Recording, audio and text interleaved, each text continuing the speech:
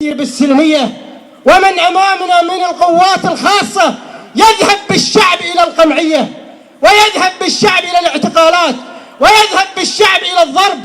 فماذا علينا إلا أن نقول وما ذاك بخلا بالنفوس على القنا، ولكن صدم الشر بالشر أحزم.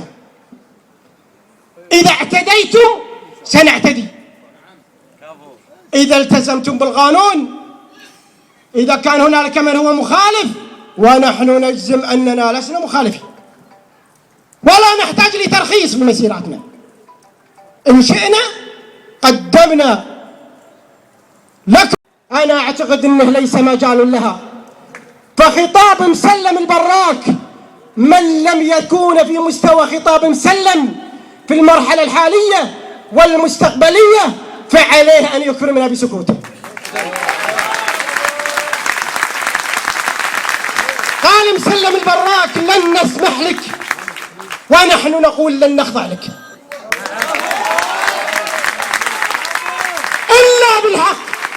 إذا أتت الأمور بالحق فنحن أول من يخضع للحق، لله جل وعلا، ثم لرسوله صلى الله عليه وسلم، ثم لولي الأمر إذا سار بالحق. أما الخطابات على مستوى الوضوح، وإلا فإن التصاريح تريد الوضوح والتصاريح لا تريد التصريح. لذلك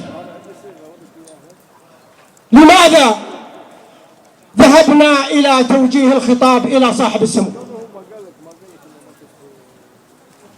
لأنك يا صاحب السمو وضعت كل خيوط وإدارة البلد بيدك،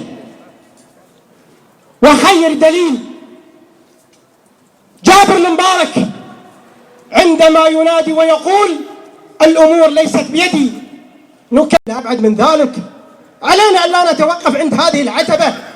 يجب علينا أن نحسس السلطة وتستلم السلطة منا نقدا أننا نريد إصلاحات سياسية ودستورية وحكومة منتخبة ورئيس مجلس وزراء منتخب. ليست القضية قضية صوت يا أخوان. علينا أن نتجاوز هذه القضية ونذهب إذا كنا نريد فعلا أن نكون على قدر الشرف اللي شرفنا فيه هؤلاء الشعب.